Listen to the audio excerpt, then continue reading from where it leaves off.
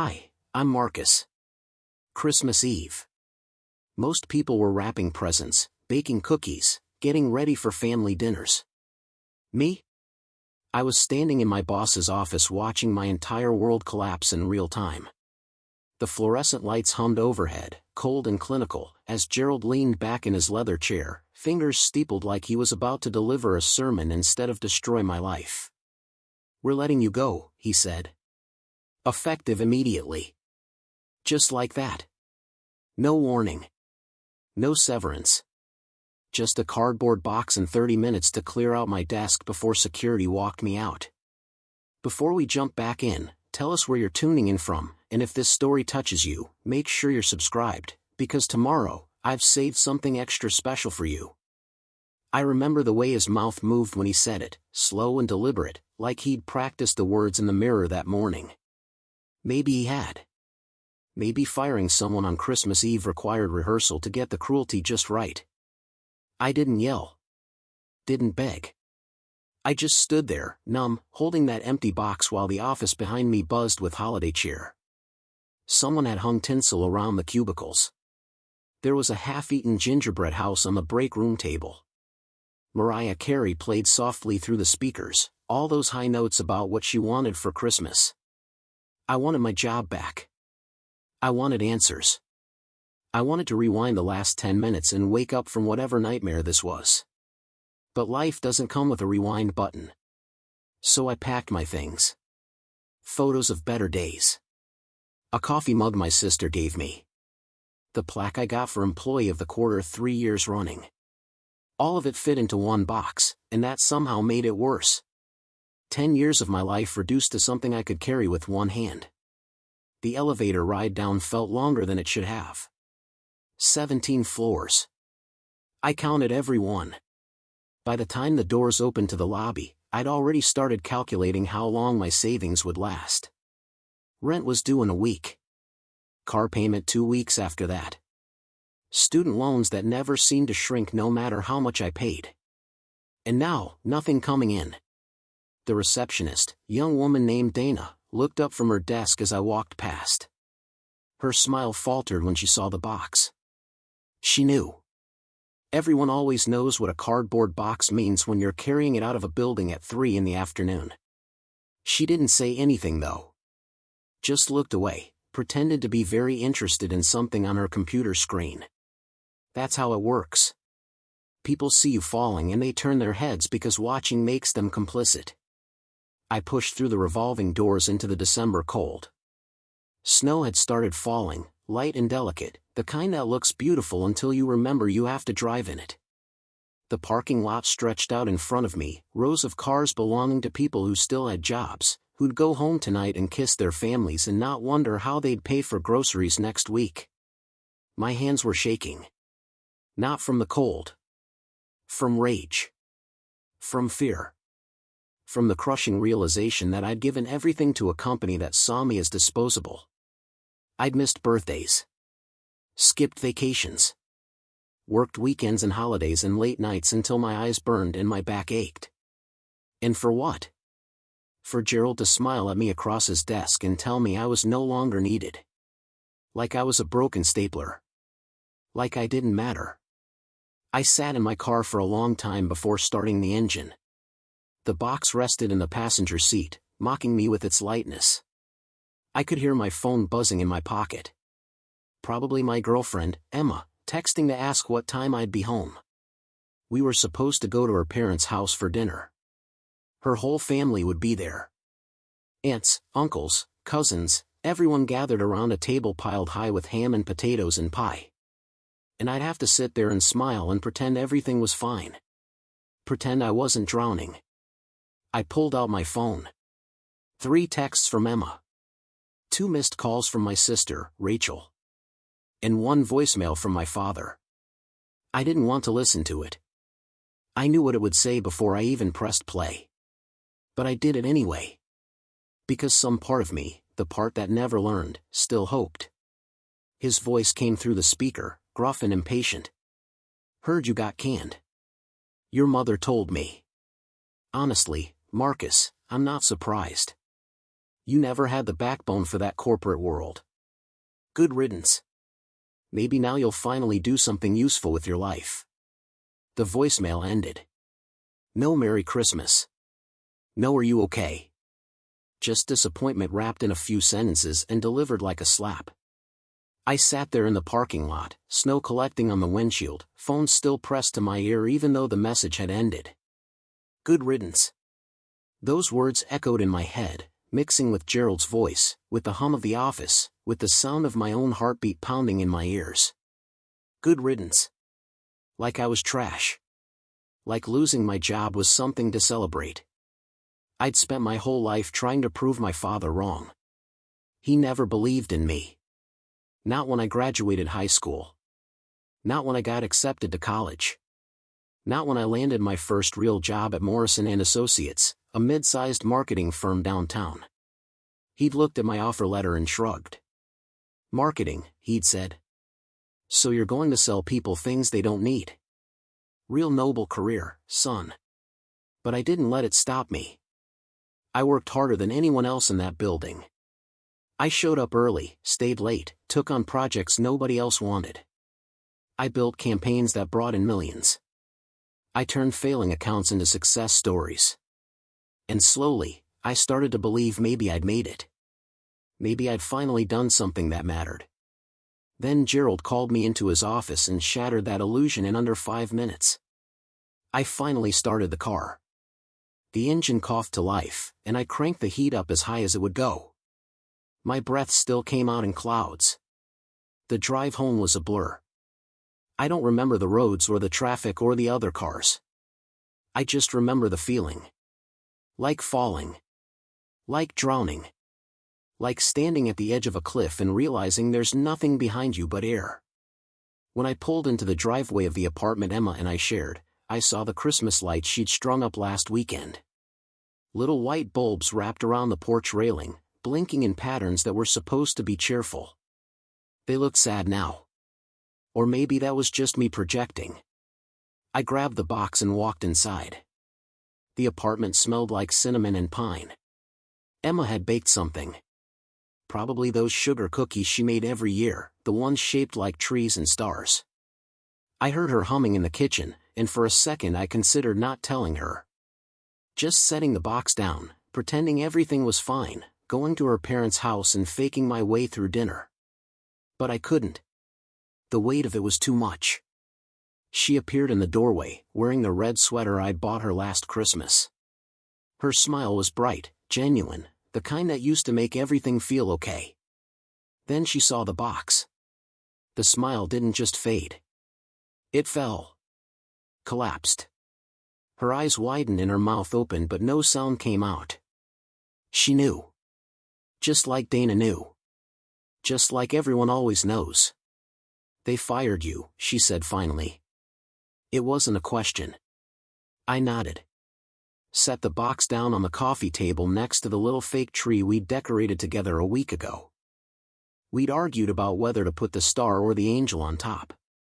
She'd won. The angel stared down at me now with painted eyes that felt judgmental. On Christmas Eve, she whispered. I didn't have an answer for that. What was I supposed to say? That my boss was a heartless bastard? That the company I'd given 10 years to had tossed me aside like I was nothing? That my father had called just to remind me what a disappointment I was? She crossed the room and wrapped her arms around me. I stood there, stiff, unable to return the gesture. Something inside me had gone cold. Numb. Like a part of me had shut down to protect itself from feeling too much all at once. We'll figure this out, she said into my shoulder. Her voice was steady, reassuring, but I could hear the tremor underneath. She was scared. We both were. I pulled back, looked at her. The rent, I started. Emma shook her head. We'll figure it out. I have savings. We can use that until you find something else. But the holidays, I said. Nobody hires during the holidays. January then. You'll find something in January. She was trying so hard to be strong. To hold us both together. But I could see it in her eyes. The worry. The doubt. The question she didn't want to ask. What if you don't? I didn't have an answer for that either. We didn't go to her parents' house that night. I couldn't. Couldn't sit there and pretend, couldn't answer questions about work, couldn't force myself to smile while her father made jokes and her mother fussed over the dinner rolls. Emma called them and made up some excuse. A migraine. Car trouble. Something believable enough that they wouldn't ask too many questions. Preparing and narrating this story took us a lot of time, so if you are enjoying it, subscribe to our channel, it means a lot to us. Now back to the story. Then she ordered Chinese food and we sat on the couch, eating lo mein straight from the containers, watching old movies neither of us paid attention to. She fell asleep around midnight, her head on my shoulder, her breathing slow and even. I stayed awake, staring at the ceiling, replaying the day over and over in my head. Gerald's voice. My father's voicemail. The look on Emma's face when she saw the box. The weight of it all pressed down on me like a physical thing, crushing my chest until I could barely breathe. I thought about the years I'd spent at Morrison and Associates. The late nights. The sacrifices. The promises Gerald had made. "You're going places, Marcus," he'd said once, after I'd closed a deal that brought in $500,000. "You're exactly the kind of person this company needs." Lies. All of it. Because if I was so valuable, why was I the one let go?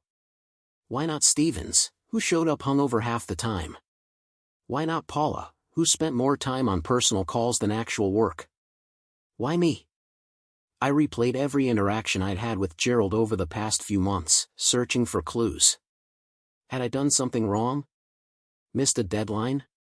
Pissed off a client? But no matter how hard I thought, I couldn't find a reason. My performance reviews had been stellar. My accounts were thriving. I'd even been talked up for a promotion earlier this year. So what changed? The answer came to me somewhere around 2 in the morning, when exhaustion and anger had blurred together into something sharp and clear. It wasn't about performance. It was about money. The company had been cutting costs for months. Smaller bonuses. Frozen raises. Whispers in the break room about budget cuts and restructuring. They needed to trim the fat, and I was expensive. 10 years of raises and seniority meant my salary was higher than the eager 20-somethings fresh out of college who'd worked twice as hard for half the pay. I wasn't fired because I was bad at my job. I was fired because I cost too much. That realization didn't make me feel better. If anything, it made it worse. Because it meant I was replaceable. Disposable. A line item on a spreadsheet that some executive had decided to erase. I finally dozed off around 3, still sitting upright on the couch, Emma curled against me. My dreams were fractured, chaotic. Gerald's office. My father's voice. A cardboard box that grew heavier and heavier until I couldn't lift it anymore. I woke up to sunlight streaming through the window and Emma already awake, scrolling through her phone. She looked up when she heard me stir. "Morning," she said softly. "Merry Christmas." I'd forgotten. Christmas Day. The day that was supposed to be about joy and family and celebration. Instead, it felt hollow. Empty.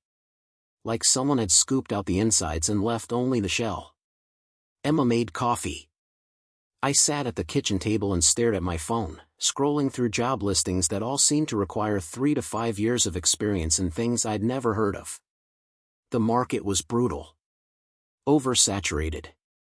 Everyone wanted someone younger, cheaper, hungrier. I'd been out of the game for 10 years.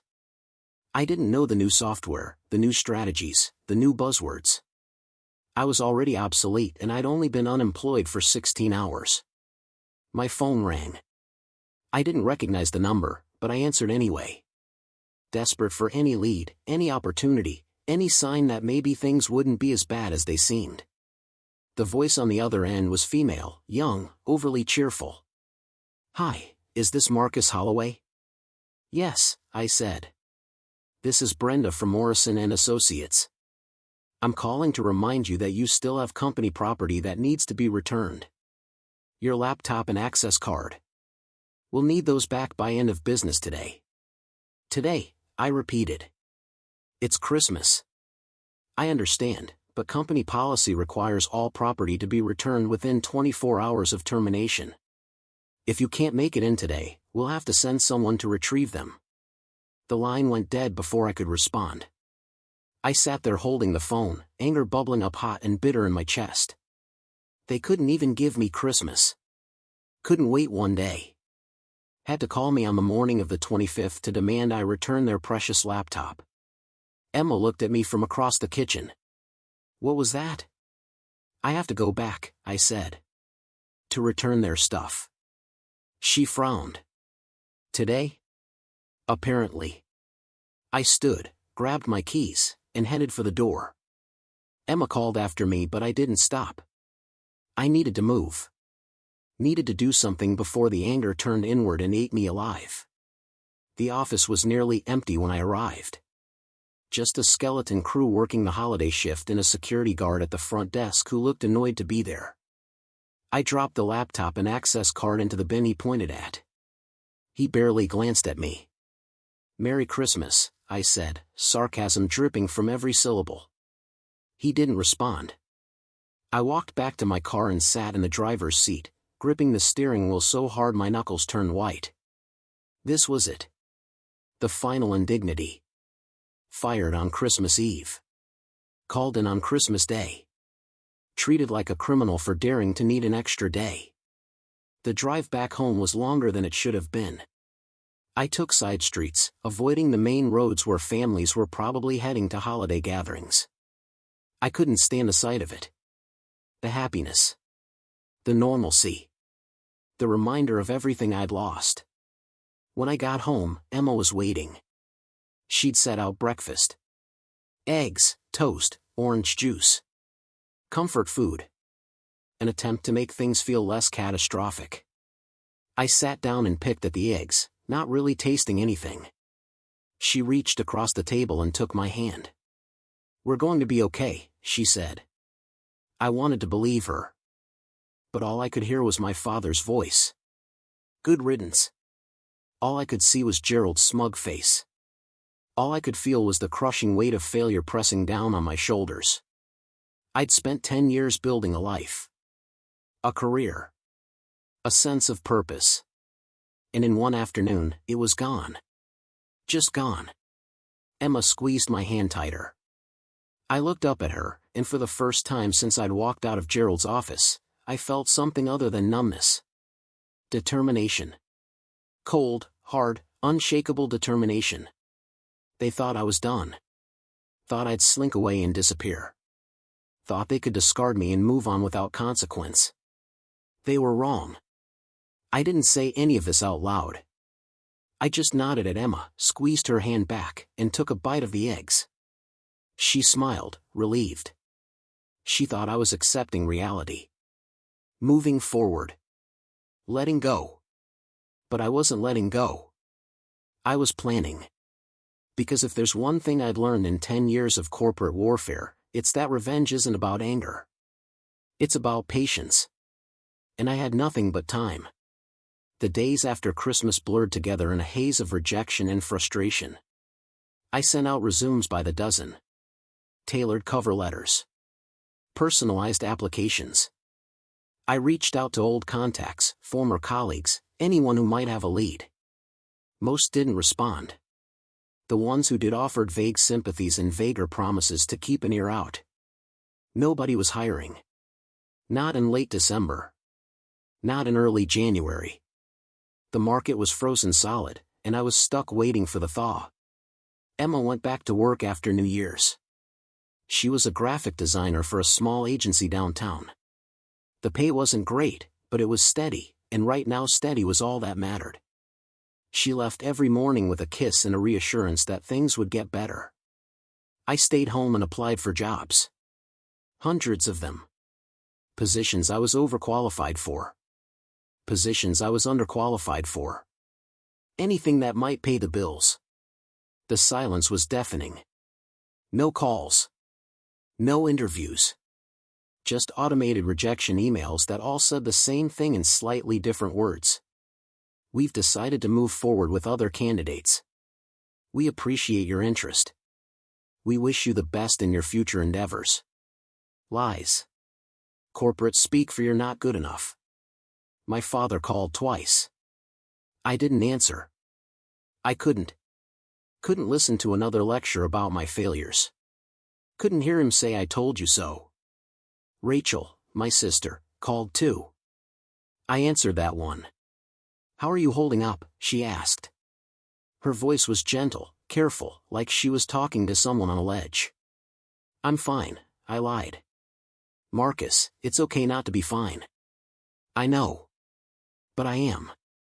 Silence on her end. Then, Dad's worried about you. I almost laughed. Dad doesn't worry about anyone but himself. He does. He just doesn't know how to show it. That's not an excuse, Rachel. I know. But maybe you should call him. Talk to him. And say what? That he was right? That I'm exactly the failure he always said I was. You're not a failure. Tell that to my bank account. She sighed. Just think about it, okay? I promised I would. I wouldn't. But she needed to believe I would, so I let her. January dragged on. The savings Emma had mentioned dwindled faster than either of us wanted to admit. Rent took a huge chunk. Utilities another. Food, gas, insurance. It all added up. By the middle of the month, I was staring at a bank balance that made my stomach turn. I started cutting corners. Stopped buying coffee. Stopped eating out. Stopped buying anything that wasn't absolutely necessary. Emma did the same without me asking. She'd come home with groceries she'd picked up on sale, cook meals that stretched across multiple days, turn down invitations from friends because going out cost money we didn't have. She never complained. Never made me feel guilty. But I felt it anyway. Every time she skipped lunch.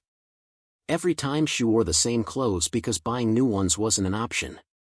Every time she smiled and said we'd be fine when we both knew fine was a long way off. I started taking on freelance work. Small projects. Copywriting gigs. Social media management for local businesses. The pay was terrible, but it was something. A trickle of income to keep us afloat while I searched for something real. One night in late January, Emma came home and found me at the kitchen table surrounded by papers. Bills. Budgets. Calculations that didn't add up no matter how many times I ran the numbers. She set down her bag and looked at the mess. How bad is it? She asked. Bad, I admitted. She sat down across from me. How bad? If I don't find something in the next 2 weeks, we can't make rent. Her face went pale. She didn't ask why I hadn't told her sooner. She just nodded, took a breath, and said, okay. We'll figure it out. I don't know how. We will. She reached across the table and took my hand. Her fingers were cold. You're not alone in this, Marcus. We're in it together. I wanted to believe her. But the weight of it all, the debt, the failure, the disappointment, it was crushing me. And I couldn't shake the feeling that I was dragging her down with me. That night, after Emma went to bed, I sat on the couch and stared at my phone. I scrolled through social media, a mistake I knew better than to make but couldn't stop myself from making anyway. Everyone else's lives looked perfect. Vacations. Promotions. Engagements. Smiling faces in front of scenic backdrops. I stopped on a post from Stevens. My former coworker. The one who showed up hungover. He'd just been promoted. The caption read, "Grateful for this opportunity. Hard work pays off." I stared at that post for a long time. Hard work pays off. I'd worked harder than Stevens ever had. I'd sacrificed more. Given more. Done more. And where did it get me? Unemployed. Broke. staring at a screen while someone who coasted by on charm and luck got rewarded. The anger that had been simmering since Christmas Eve flared hot and bright. It wasn't fair. None of it was fair. But life doesn't care about fair. Life just is. And if I wanted things to change, I couldn't sit around waiting for someone to hand me an opportunity. I had to make one. I opened my laptop and started digging. Not for jobs. For information. About Morrison and Associates. About Gerald. About the circumstances that led to my firing. If they thought they could get rid of me and move on without consequences, they were wrong. I wasn't going to fade quietly into the background. I was going to find out why I was really let go. And then I was going to make them pay. It started with public records. Financial filings. Tax documents. Press releases. Anything I could access without breaking any laws. Morrison and Associates was a privately held company, so there wasn't as much information available as there would be for a public corporation. But there was enough. I found articles about recent layoffs. Not just me. A dozen other employees let go in the weeks leading up to Christmas. All of them veterans. All of them expensive. The company was hemorrhaging money. A failed campaign for a major client had cost them millions. Contracts had fallen through. Revenue was down 30% year over year. They were in trouble. Deep trouble. And instead of taking responsibility, instead of tightening belts at the top, they'd cut the people who actually did the work. I dug deeper. Found mentions of a merger in the works. Morrison and Associates was being absorbed by a larger firm. The deal hadn't been finalized yet, but it was close. And mergers meant redundancies. Meant layoffs. Meant getting rid of high-salary employees to make the books look better for the acquiring company. That's why I was fired. Not because I was bad at my job. Because keeping me on made the company less attractive to buyers. I was collateral damage in a business deal. I sat back and stared at the screen. This was it. The truth. Cold and clinical and utterly devoid of humanity. I wasn't a person to them. I was a line item. An expense. A problem to be solved. And the solution was to erase me. But here's the thing about being erased. It makes you invisible. And invisible people can move through the world without being seen. Can gather information. Can plan. Can strike when no one's looking. I wasn't done digging. Not even close.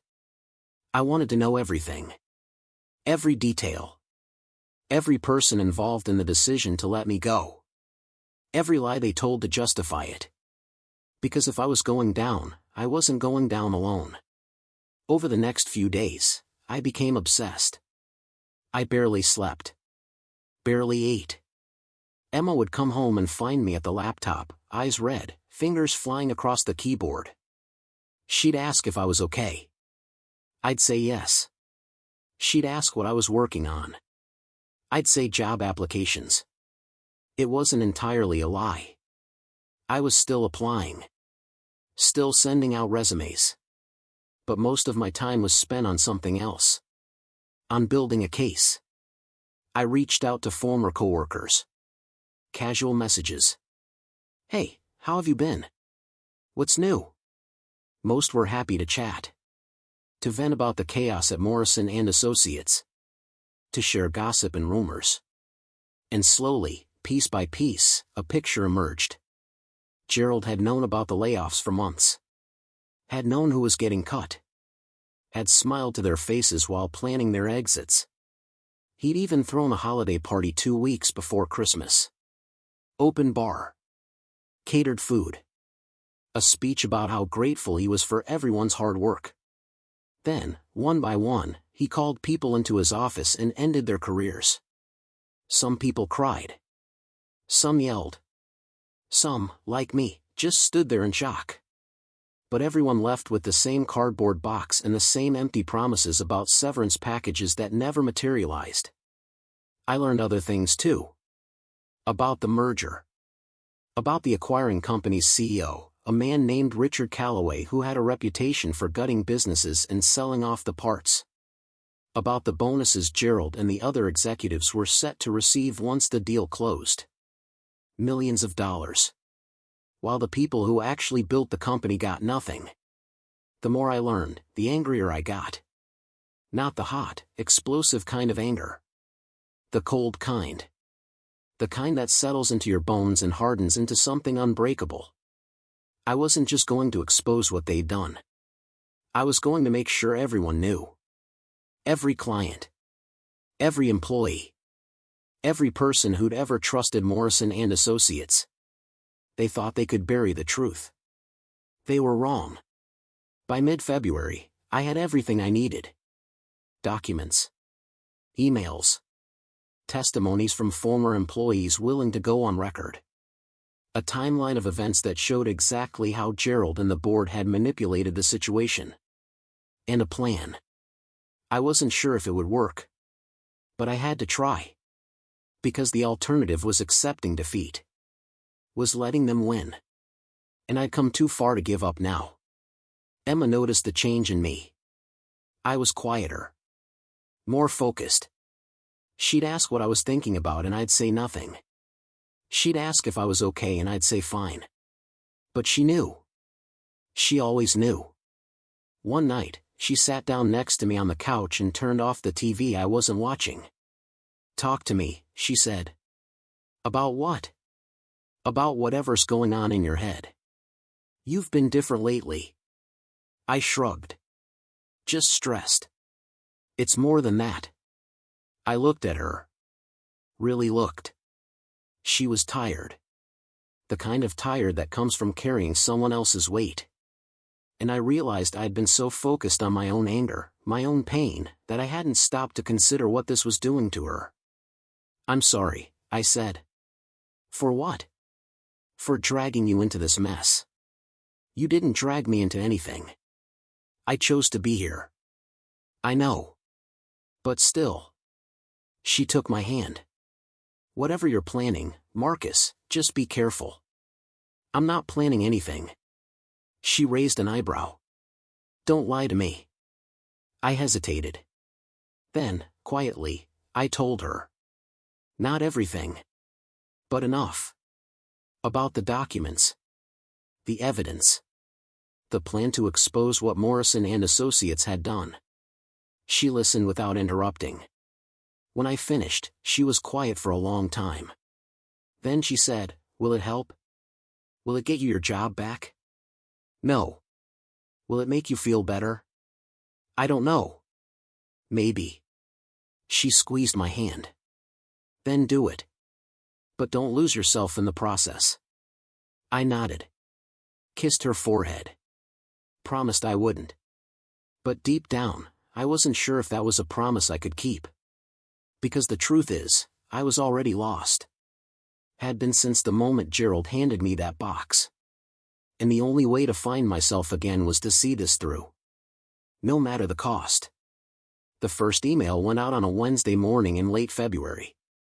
I'd spent weeks crafting it, revising every word until it was perfect. Not angry. Not bitter. Just factual. Clinical. A detailed account of what had happened at Morrison and Associates, backed up by documents, timelines, and testimonies from people who'd lived through it.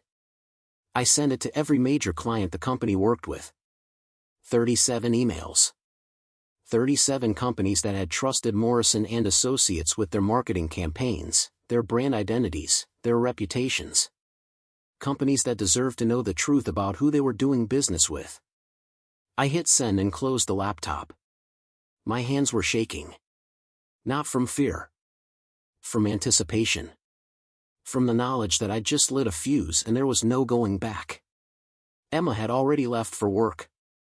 The apartment was quiet except for the hum of the refrigerator and the distant sound of traffic outside. I sat there for a long time, staring at the closed laptop, wondering if I'd just made the biggest mistake of my life. Then my phone rang. Unknown number. I answered. "Marcus Holloway," a voice said. Sharp. Professional. Female. Yes. This is Jennifer Park from Hexagon Industries. We received your email. I swallowed. Okay. Is it true? What you said about Morrison and Associates? Every word. There was a pause. Then, we need to talk. Can you come in today? Today? This afternoon. 2 o'clock. We're downtown on 5th Street. I can be there. Good. See you then. She hung up before I could ask any questions. I sat there holding the phone, heart pounding. Hexagon Industries was one of Morrison and Associates' biggest clients. A tech company worth billions. If they pulled their contract, it would be devastating. I opened my laptop and checked my email. Already, responses were starting to trickle in. Some were automated out-of-office replies. But others were real. Questions. Requests for meetings. One from a journalist asking if I'd be willing to go on record. I closed the laptop again. This was happening. Really happening. And there was no stopping it now. I showed up at Hexagon Industries at 1:45. Early. I'd learned a long time ago that being early made you look eager. Professional. Like you gave a damn. The building was all glass and steel, sleek and modern, the kind of place that screamed success. I checked in at the front desk, got a visitor badge, and waited in the lobby. At exactly 2 o'clock, Jennifer Park appeared. She was younger than I expected, maybe early 30s, dressed in a sharp navy suit with her hair pulled back in a tight bun. She didn't smile when she saw me. Just extended a hand. Marcus. Jennifer. Thanks for coming on short notice. Of course. She led me through a maze of hallways to a conference room with floor-to-ceiling windows overlooking the city. Inside, 2 other people were waiting. A man in his 50s with graying hair and a woman closer to Jennifer's age with a laptop open in front of her. Jennifer gestured to a chair. Sit. I sat. She didn't waste time with pleasantries. The email you sent. How much of it can you prove? All of it. I have documents. Financial records. Emails from Morrison and Associates employees confirming the timeline. Testimonies from people who were laid off under the same circumstances. She exchanged a glance with the man across the table. He leaned forward. I'm David Chen, VP of Marketing. We've been working with Morrison and Associates for 3 years. If what you're saying is true, it means they lied to us. Multiple times. It's true. And I can prove it. The woman with the laptop spoke up. I'm Sarah. Legal. We're going to need copies of everything you have. I pulled a flash drive from my pocket and slid it across the table. It's all on there. Sarah took the drive, plugged it into her laptop, and started clicking through files. The room was silent except for the faint hum of the air conditioning and the tap of her keyboard. After what felt like an eternity, she looked up. This is damning. David nodded slowly. If this gets out, it'll destroy them. That's the idea, I said. Jennifer studied me. Why are you doing this? Revenge? Justice, I corrected. There's a difference. Is there? I met her gaze. They lied. They cheated. They threw people away like garbage to make themselves look better for a merger. Someone needs to hold them accountable. And you think you're that someone? I don't think. I know. Another silence. Then David spoke. What do you want from us? Nothing. I'm not here to ask for anything. I'm here to tell you the truth. What you do with it is up to you. He considered this. Then, we'll need time to review everything. But if it checks out, we're pulling our contract. Good. Jennifer walked me out. At the elevator, she stopped. You know this is going to get messy. People are going to come after you. Let them. She almost smiled. You've got guts. I'll give you that. I stepped into the elevator. As the doors closed, I saw her turn and walk back toward the conference room, already pulling out her phone. The fuse was burning faster than I'd expected. By the time I got home, my phone was blowing up. Emails.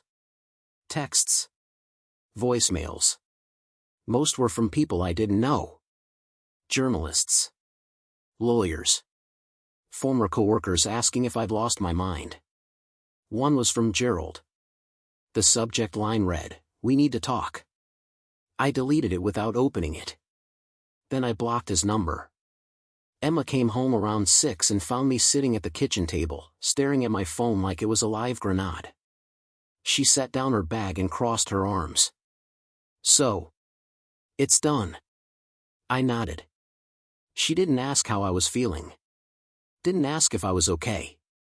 She just walked over, wrapped her arms around me from behind, and rested her chin on my shoulder. "Whatever happens next," she said quietly, "we deal with it together." I covered her hands with mine. "I know." We stayed like that for a while. Then she pulled away, grabbed 2 beers from the fridge, and handed me one. "To justice," she said, raising her bottle. I clinked mine against hers. "To justice." We drank. And for the first time in weeks, I felt something close to relief. Not happiness. Not satisfaction. Just the knowledge that I'd done what needed to be done. The rest was out of my hands now. The fallout came fast. Within 48 hours, 3 more clients had pulled their contracts with Morrison and Associates. The company released a statement denying all allegations and threatening legal action against anyone spreading false information. But the damage was done. The story had legs. Local news picked it up first. Then regional. Then national. Suddenly, Marcus Holloway was a name people knew. Not famous. Just infamous enough to matter. Reporters started showing up at my apartment. I didn't answer the door. Didn't give interviews. Didn't feed the fire. I'd said what I needed to say. The evidence spoke for itself. Gerald tried calling again. From different numbers. I blocked every single one. He sent an email through a lawyer. It was full of legal jargon and thinly veiled threats. I forwarded it to my own lawyer, a guy named Tom who specialized in employment law and had agreed to take my case pro bono after reading my story. Tom called me an hour later. "They're scared." Good. They should be. "But Marcus, you need to be prepared. They're going to fight dirty." "Let them. I've got nothing left to lose." "That's not true. You've got Emma. You've got your reputation. You've got your future." He was right. But I didn't want to hear it. Not yet. Not while I was still riding the high of watching Morrison and Associates crumble. The following week, I got a call from Rachel. I'd been avoiding her, just like I'd been avoiding my father. But she kept calling, and eventually, I picked up. "Marcus, what the hell are you doing?" Her voice was sharp, not angry exactly, but close. "What do you mean?" "Don't play dumb. Dad saw you on the news. You're all over the internet. So? You're burning bridges you might need later. Those bridges burned me first. That's not how the world works and you know it. Maybe the world needs to work differently." She sighed. Long and tired. "Look, I get it. You're hurt. You're angry. But this isn't going to end well. It already ended. This is just the epilogue. Marcus." "What?" She paused. Then, softer, "Are you okay?" "No. But I will be." Another pause. "Dad wants to talk to you." "Absolutely not. He's worried. He should have thought about that before telling me good riddance. He didn't mean it like that." "Yes, he did. And I'm done pretending otherwise. Rachel, I love you. But I can't do this right now." I hung up before she could respond. Felt bad about it immediately. But not bad enough to call back. The truth was, I didn't have the energy to deal with my father. Didn't have the patience to sit through another lecture about responsibility and maturity and all the ways I'd disappointed him. He'd made his opinion of me clear. And I was done trying to change it. A few days later, Emma came home with news. One of her co-workers had shown her an article. Morrison and Associates had filed for bankruptcy. The merger had fallen through. Clients were fleeing en masse. The company was done. I read the article 3 times. Felt nothing. No triumph. No satisfaction. Just a hollow emptiness where the anger used to be. Emma sat down next to me. How do you feel? I don't know. She rested her head on my shoulder. Was it worth it? I thought about that. About the sleepless nights. The obsessive research. The risk. The fallout. I don't know that either. We sat in silence for a while. Then she said, for what it's worth, I think you did the right thing. I wished I could believe her. But the truth was more complicated than right and wrong. I'd destroyed a company. Put people out of work. Dragged names through the mud. Some of those people deserved it. But others? The receptionists. The assistants. The junior employees who had nothing to do with the decisions that led to my firing. They were collateral damage. Just like I'd been. And that knowledge sat heavy in my chest. March came. With it, a strange kind of calm. The media frenzy died down. People moved on to the next scandal. Morrison and Associates faded into obscurity, just another cautionary tale about corporate greed and hubris. I started getting job offers. Not many. But enough. Companies that had read my story and saw something in me. Determination. Resilience. A willingness to fight for what was right. I took a position with a startup. Smaller than Morrison and Associates. Less prestigious. But the people were decent. The work mattered. And for the first time in months, I felt like maybe, just maybe, things were going to be okay. Emma and I moved to a cheaper apartment. Something we could afford on my new salary without draining savings. It wasn't much. 1 bedroom. No view. But it was ours. And that was enough. One evening in late March, I was unpacking boxes when I found the old photo. Me and my father. I must have been 7 or 8. We were standing in front of a lake, fishing rods in hand, both of us grinning at the camera. I didn't remember the day. Didn't remember feeling that happy around him. But the photo didn't lie. There was a time when we were close. When he looked at me like I mattered. I stared at that photo for a long time. Then I put it in a drawer and closed it. Maybe someday I'd be ready to deal with that relationship. To try and rebuild what we'd lost. But not today. Today, I had boxes to unpack and a life to rebuild. The past could wait. My phone buzzed. A text from an unknown number. I almost ignored it. But something made me open it. It was from Stevens. My former coworker. The one who'd been promoted while I was drowning. The message was short. Heard what you did. Respect. I stared at the text. Didn't know how to respond. Didn't know if I wanted to. Finally, I typed back, thanks. His reply came instantly.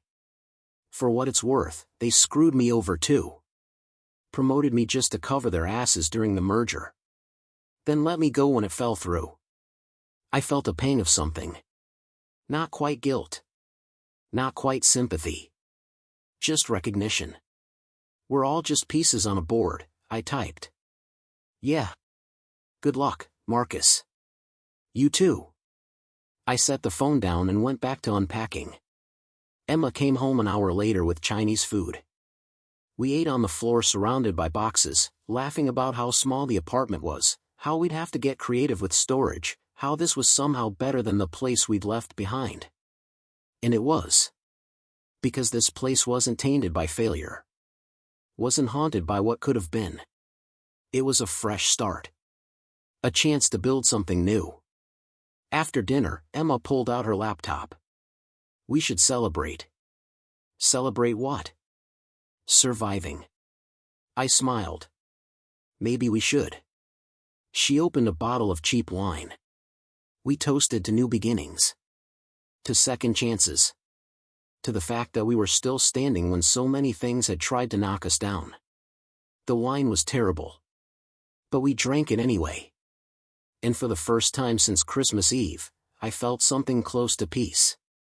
April brought warmer weather and a rhythm I hadn't felt in months. Work was challenging but manageable. The startup had a scrappy energy to it, everyone pulling in the same direction, no corporate politics or backstabbing. Just people trying to build something that mattered. I threw myself into it. Long hours. Late nights. But this time it felt different.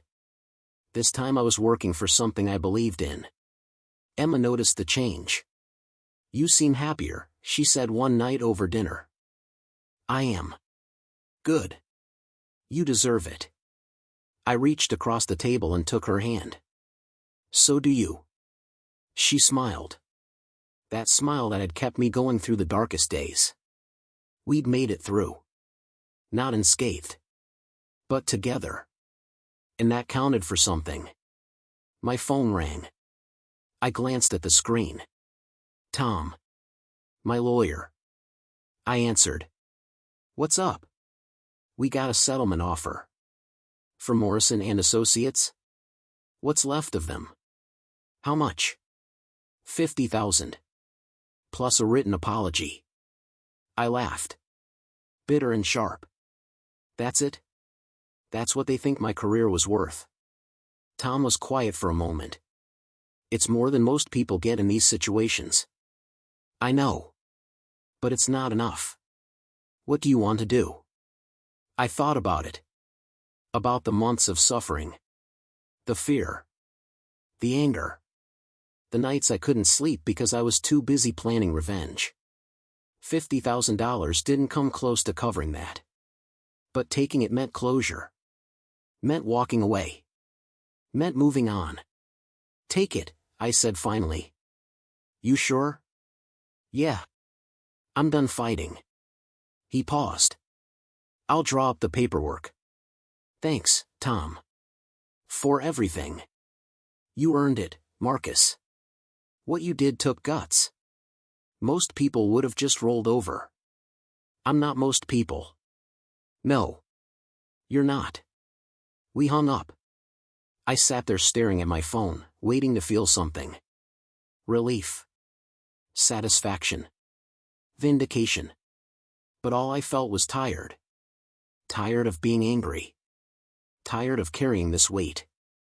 Tired of looking backward when I should have been looking forward. Emma came into the room. Everything okay? Yeah. We got a settlement. She sat down next to me. That's good, right? It's something. She studied my face. You don't look happy. I'm not unhappy. Just done. She nodded.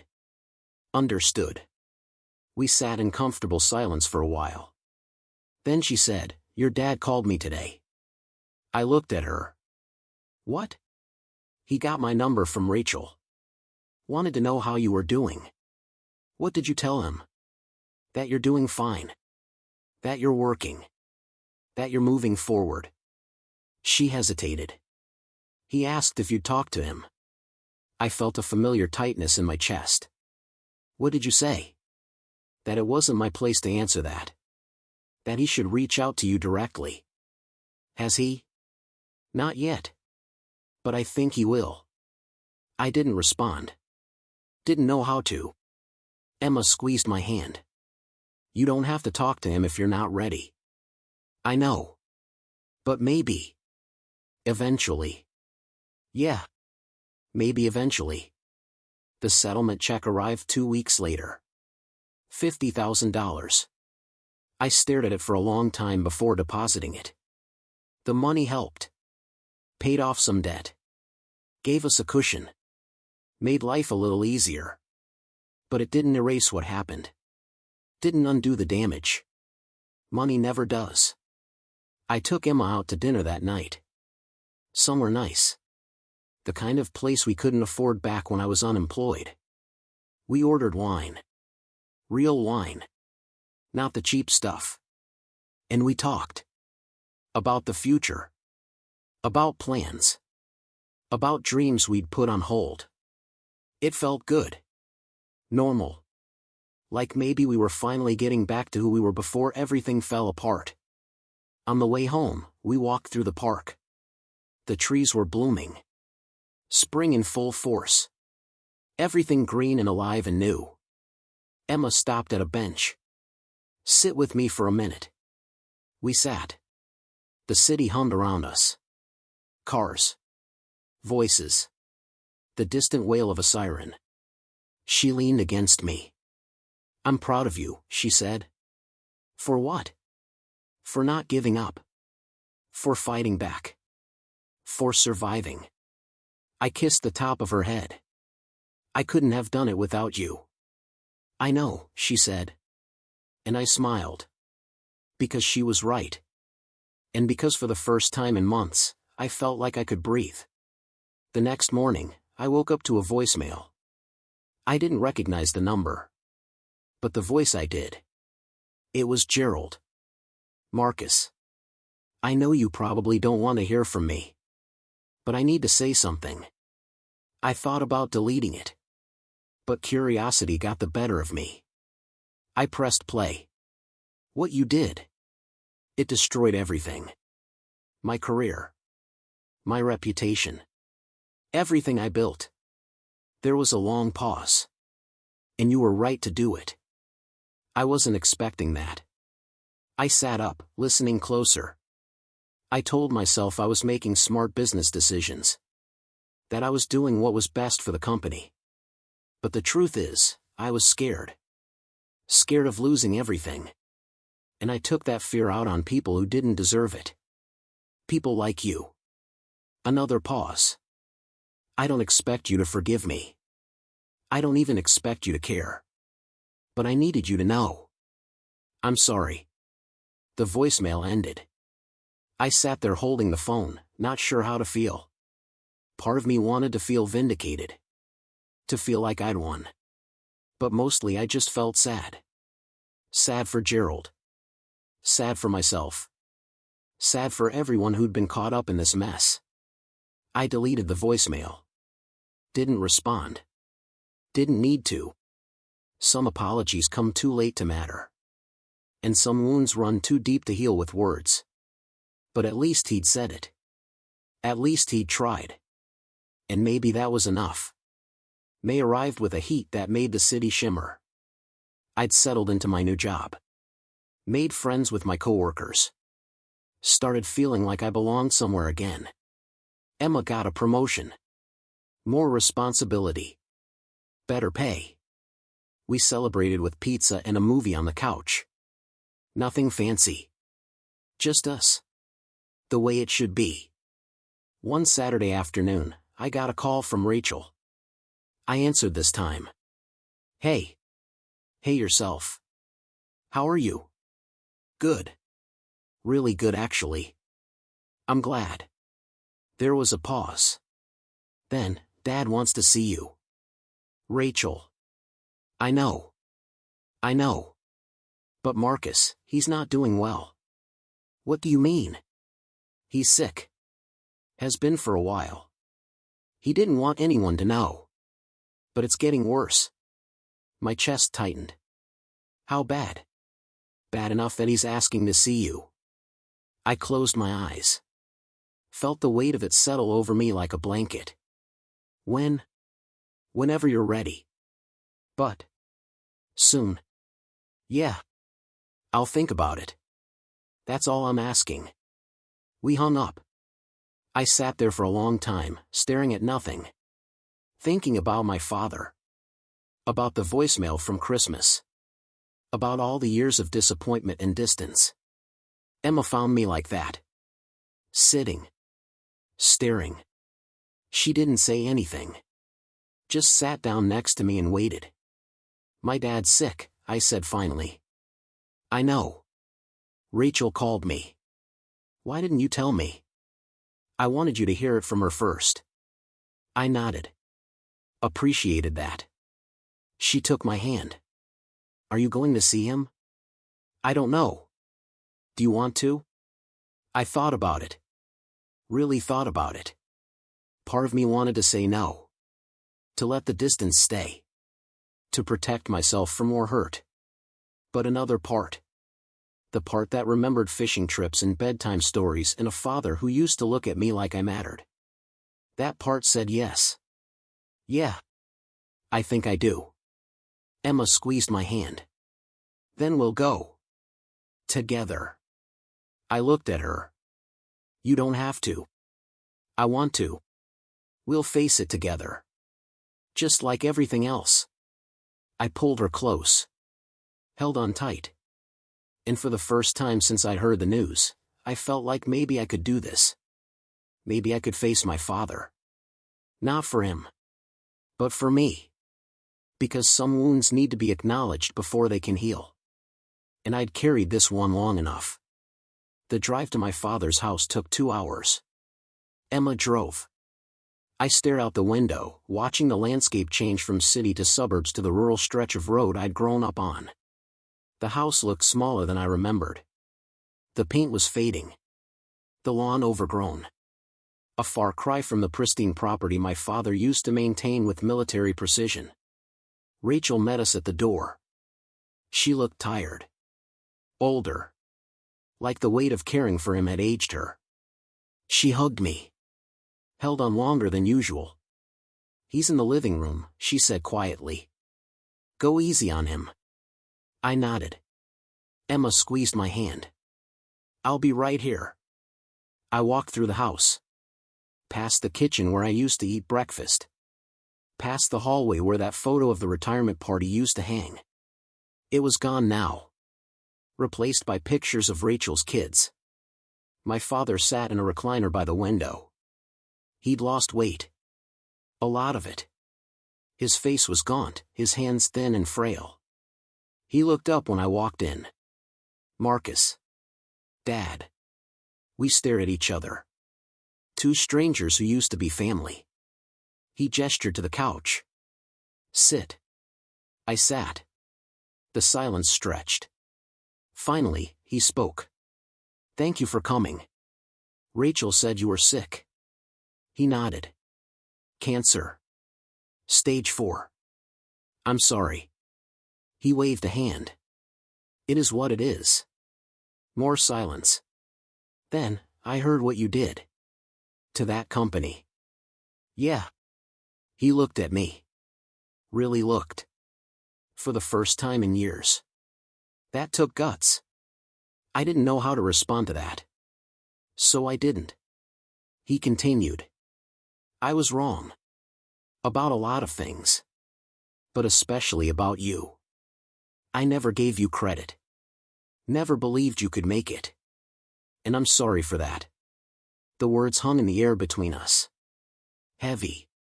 Final. I wanted to be angry. Wanted to throw his apology back in his face. But I couldn't. Because sitting there, looking at this frail man who used to loom so large in my life, all I felt was sadness. You hurt me, I said quietly. I know. 4 years. I know. He looked down at his hands. I was scared. Of what? That you'd fail. That you'd end up like me. Working a job you hate. Wondering if you made the right choices. I wanted better for you. And I didn't know how to push you toward that without pushing you away. I felt something crack inside me. Not breaking. Just opening. I'm not you, I said. No. You're better. And I should have seen that sooner. We sat in silence. Not the uncomfortable kind. Just quiet. After a while, he said, I don't expect you to forgive me. I don't expect anything. I just needed you to know. I'm proud of you.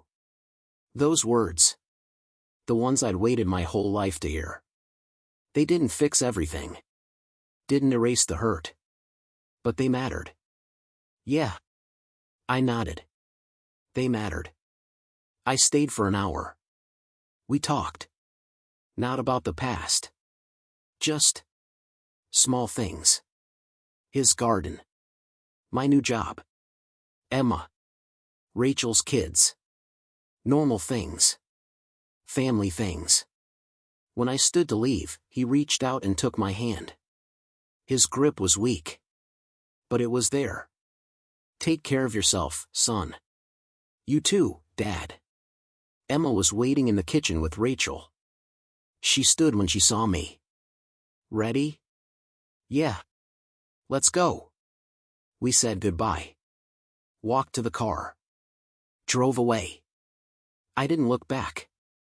Didn't need to. Because for the first time in my life, I felt like maybe we'd said what needed to be said. And that was enough. Summer came with a vengeance. The kind of heat that turned the city into a furnace and made everyone move a little slower, talk a little less. I'd been at the startup for 4 months now. Long enough to feel like I belonged. Long enough to stop looking over my shoulder waiting for the other shoe to drop. The work was good. Challenging in ways that felt productive rather than draining. My boss, a woman named Catherine who'd built the company from nothing, believed in transparency. In treating people like human beings rather than assets. It was a foreign concept after Morrison and Associates, but I was learning to trust it. Learning to trust that maybe not every workplace was designed to chew you up and spit you out. Emma and I had fallen into a rhythm. Morning coffee together before we both left for work. Dinner most nights, taking turns cooking or ordering in when we were too tired. Weekends exploring the city, finding new restaurants, walking through neighborhoods we'd never been to. Simple things. The kind of life I'd taken for granted before everything fell apart. My phone buzzed one afternoon while I was in a meeting. I glanced at it under the table. Rachel. I'd call her back later. The meeting dragged on. Budget projections. Marketing strategies. The usual corporate speak that somehow felt less suffocating when you actually believed in what you were selling. When it finally ended, I stepped outside into the brutal sunshine and called Rachel back. She answered on the first ring. Marcus. Hey. How's everything? Not great. Dad's in the hospital. My stomach dropped. What happened? He collapsed this morning. They're running tests now, but... Her voice cracked. It doesn't look good. I closed my eyes. Leaned against the building. When? Can you come? I'll be there tonight. Thank you. I hung up and stood there for a moment, letting the heat wash over me. Then I went back inside, told Catherine I needed to leave, and drove home to pack a bag. Emma was already home when I got there. She'd gotten the same call from Rachel. Had already packed for both of us. We threw the bags in the car and headed out, the city shrinking in the rearview mirror as we hit the highway. The drive felt different this time. Heavier. More final. Emma drove again. I stared out the window, watching the landscape blur past, thinking about my father. About the conversation we'd had in May. The apology. The pride in his voice when he said I was better than him.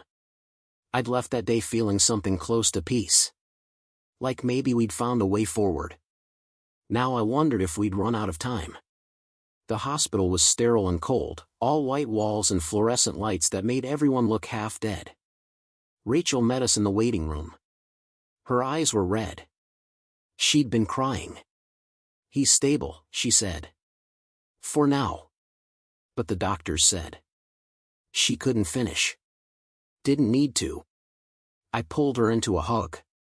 Felt her shake against me. Can I see him? Room 214. Go. I walked down the hallway alone. Emma stayed with Rachel. Gave me space to do this on my own. The door to room 214 was open. I stood in the doorway for a moment, gathering myself. Then I walked in. My father looked worse than he had in May. The cancer had eaten away at him, left him skeletal and pale. Tubes ran from his arms. Monitors beeped softly in the background. His eyes were closed. I thought he was asleep. Then he spoke. "Marcus." His voice was barely a whisper. "Yeah. It's me." He opened his eyes. Looked at me. "Come here." I pulled a chair up next to the bed and sat. Took his hand. It felt like paper. Fragile and thin. "Glad you came," he said. "Of course." We sat in silence. Not awkward. Just present.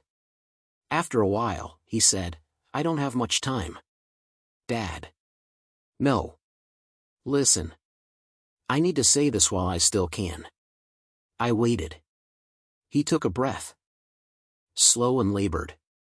"You were right. About everything. The way I treated you. The things I said. I was wrong. And I'm sorry. You already apologized." "I know. But I need to say it again. Because I don't think I said it enough." I felt my throat tighten. "You said it. I heard you."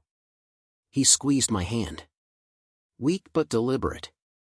"I wasted so much time. Being angry. Being scared. Pushing you away because I didn't know how to love you the way you deserved. And now it's too late." "It's not too late." He smiled. Sad and tired. "You always were kind. Even when I didn't deserve it." We talked for hours.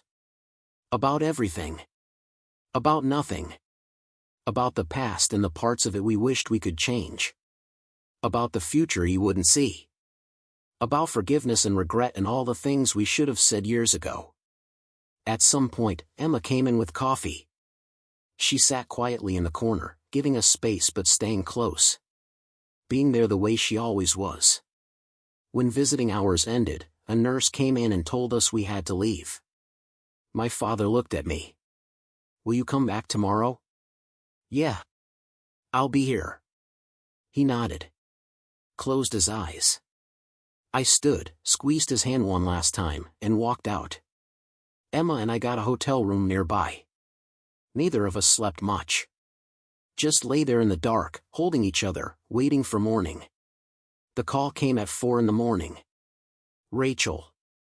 Her voice was hollow. "He's gone." We got dressed and drove back to the hospital. Rachel was sitting in the waiting room, staring at nothing.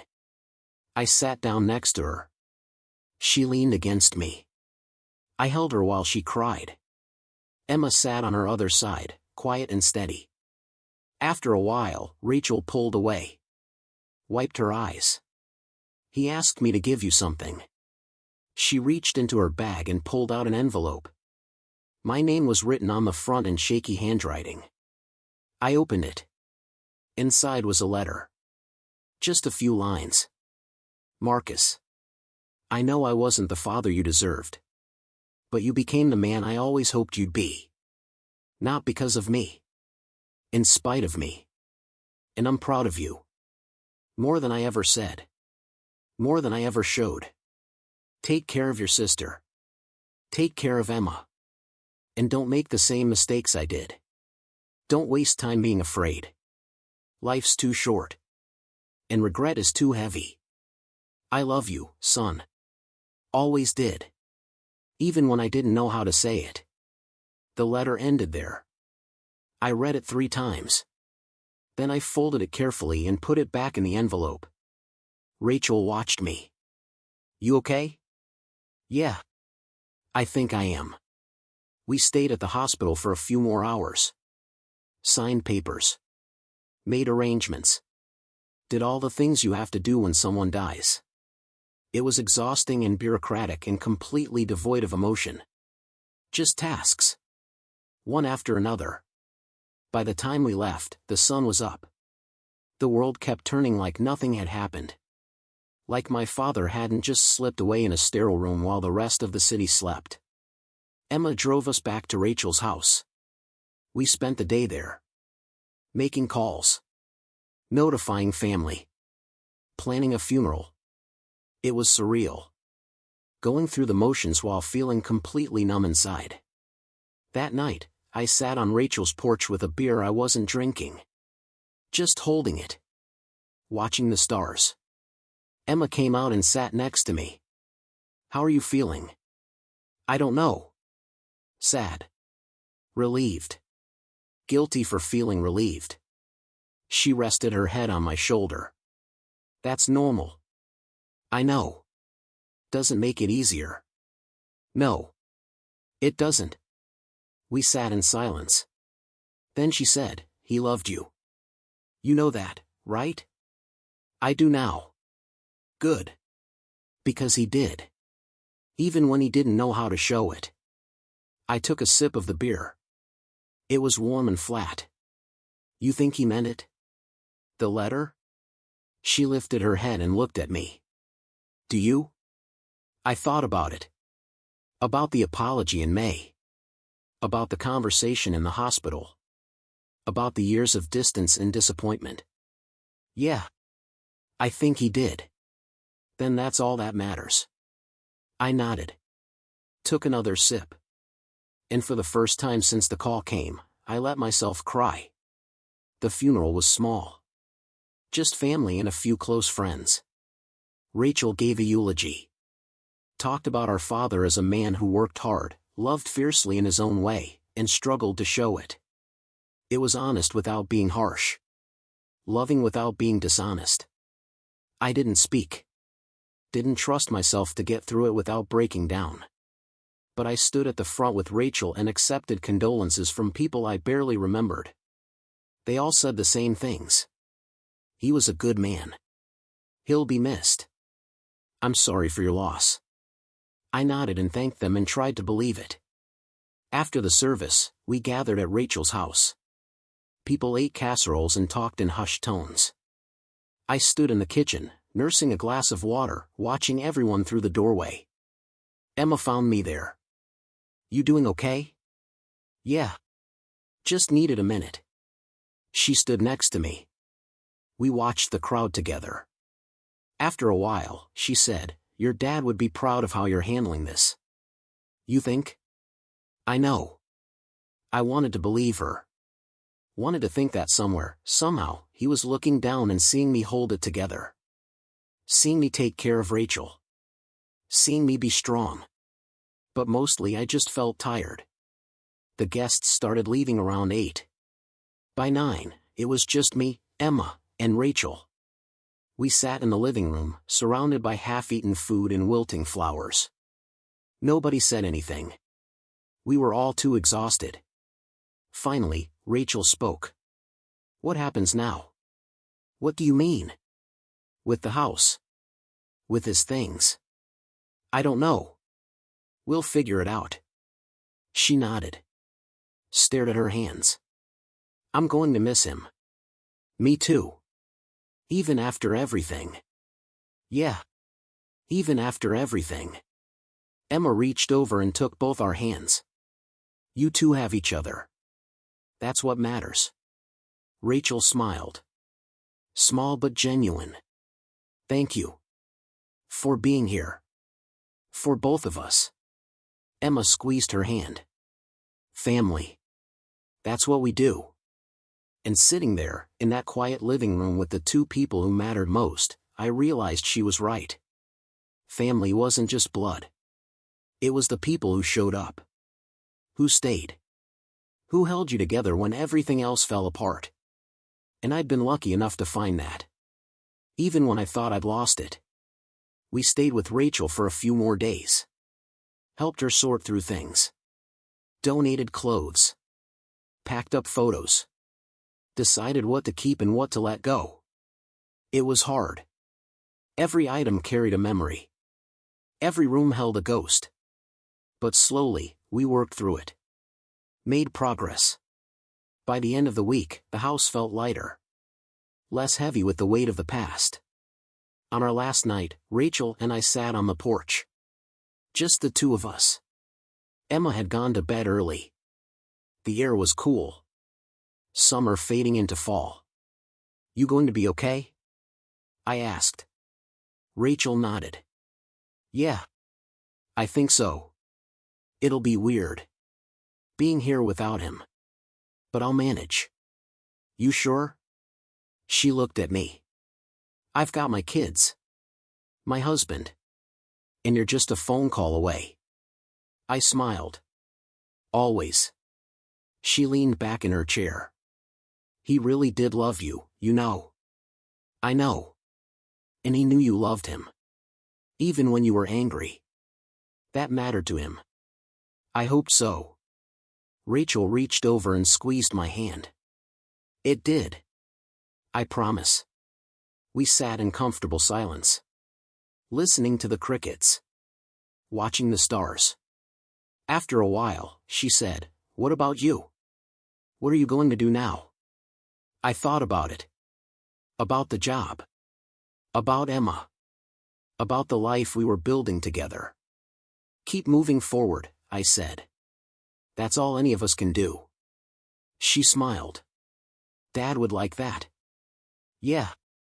I think he would. The next morning, we packed up the car and said goodbye. Rachel stood in the driveway, waving as we pulled away. I watched her in the mirror until she disappeared from view. Then I turned forward. Focused on the road ahead. Emma glanced over at me. You okay? Yeah. Really? Really? She smiled. Reached over and took my hand. I'm proud of you. For what? For everything. For fighting back when they tried to break you. For making peace with your dad. For being you. I brought her hand to my lips. Kissed her knuckles. Couldn't have done it without you. I know, she said with a grin. And I laughed. Real and genuine. The kind of laugh that comes from deep in your chest. The kind that means you're going to be okay. The drive back felt different. Lighter somehow. Like we'd left something behind. Not the good memories. Just the weight. The anger. The bitterness. All the things that had been dragging me down for so long. I felt free. Not happy exactly. But free. And that was enough. We got home late that night. Dragged ourselves up the stairs and collapsed into bed. I fell asleep almost instantly. Dreamless and deep. When I woke up the next morning, sunlight was streaming through the window. Emma was already up, making coffee in the kitchen. I could hear her humming. Some song I didn't recognize, but that sounded happy. I lay there for a moment. Just breathing. Just being. Then I got up, pulled on a shirt, and walked into the kitchen. Morning, Emma said, handing me a mug. Morning. Sleep okay? Better than I have in months. Good. She kissed my cheek. You've got that meeting today, right? The big pitch? I'd almost forgotten. Yeah. 2:00. You nervous? A little. But I think it'll go well. It will. You've got this. I took a sip of coffee.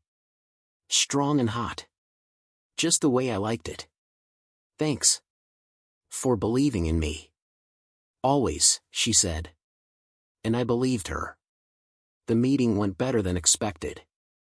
We landed the client. A major account that would put the startup on the map. Catherine was thrilled. Called an impromptu celebration. Pizza and beer in the conference room. Everyone laughing and talking and feeling like maybe we were part of something special. I stayed late that night.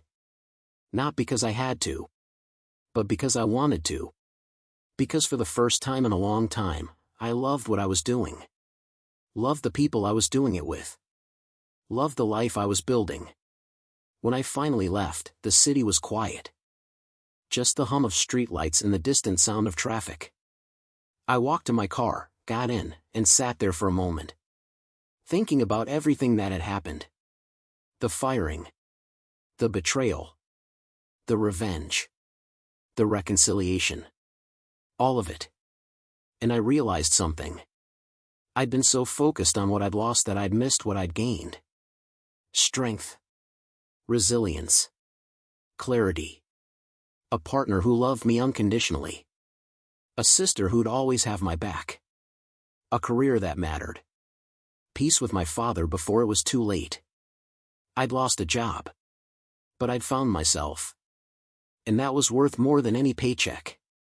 Months passed. Fall turned to winter. The holidays came around again.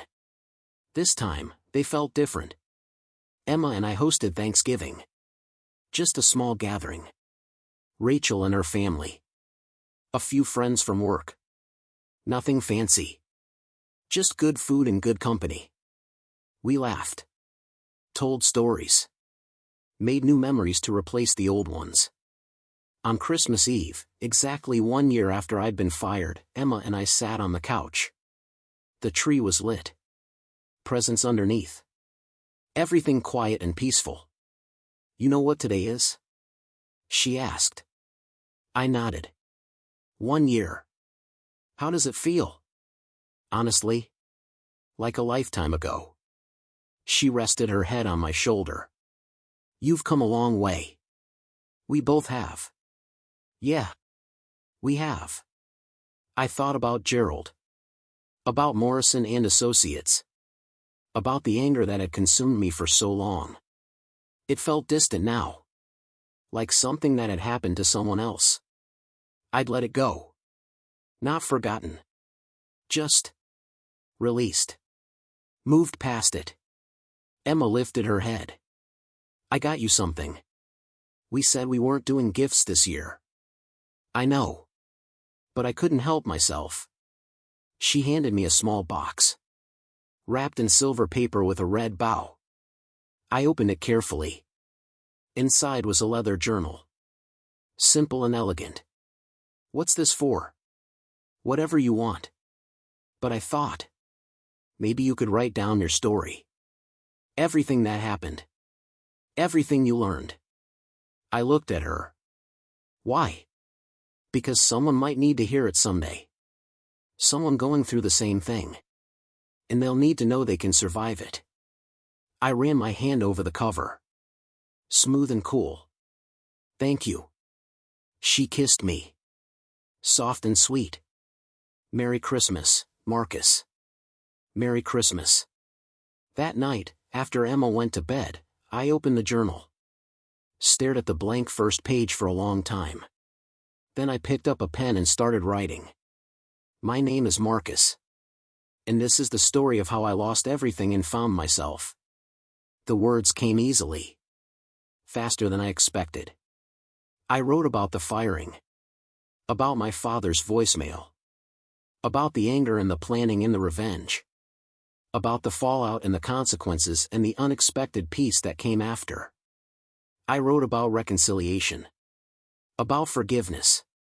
About learning that sometimes the worst thing that happens to you can lead to the best version of yourself. I wrote until my hand cramped. Until the sun started to rise. Until I'd gotten it all out. Every word. Every feeling. Every lesson. When I finally set the pen down, I felt lighter. Like I'd been carrying this weight for so long and finally had permission to put it down. Emma found me in the morning. Still at the table. Journal open in front of me. Did you sleep? Not really. She sat down next to me. Looked at the pages covered in my handwriting. Did you finish? For now. Good. She took my hand. What happens next? I smiled. Whatever we want. And that was the truth. For the first time in my life, I wasn't running from something or chasing something or trying to prove something. I was just living. Building. Growing. The past year had taught me that you can't control what happens to you.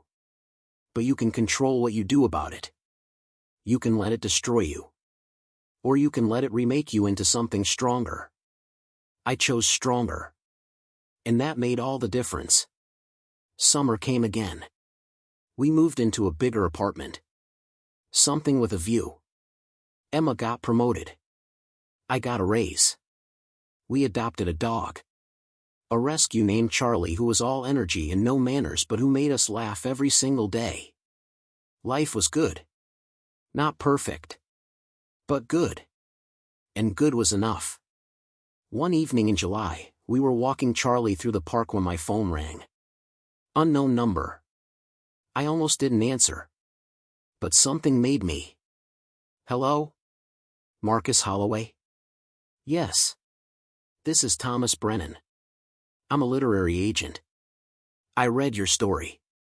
The one you've been sharing online. I'd started a blog a few months earlier. Posted excerpts from the journal. Thoughts about work and failure and resilience. I hadn't expected anyone to read it.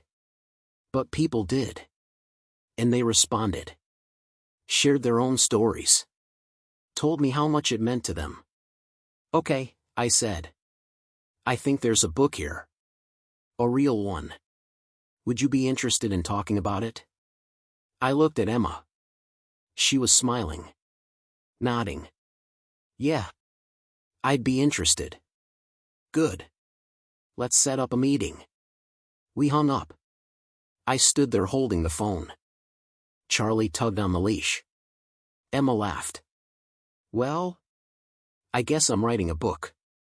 She threw her arms around me. I'm so proud of you. I held her tight. Breathed her in. Felt grateful for every moment that had led us here. The good ones and the bad ones. Because they'd all shaped us. Made us who we were. And who we were was enough. The book took a year to write. Late nights and early mornings. Revisions and edits and moments of doubt where I questioned whether anyone would care. But I kept going.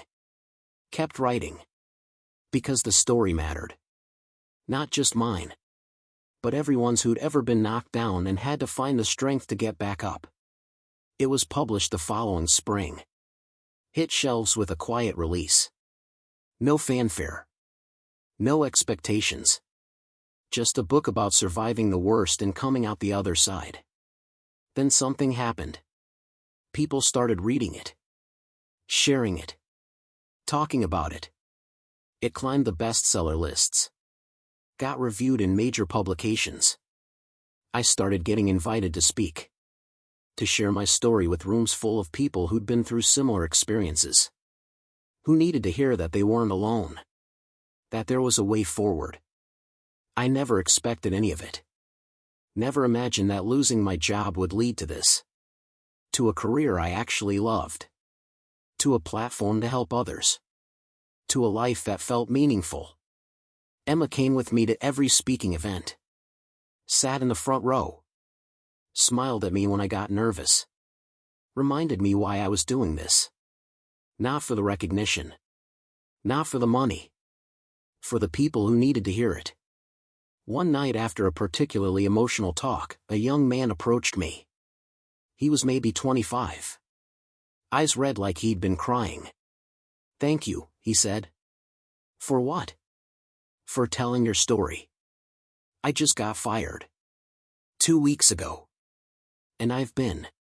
He swallowed hard. I've been in a really dark place. But hearing you tonight. It helped. I shook his hand.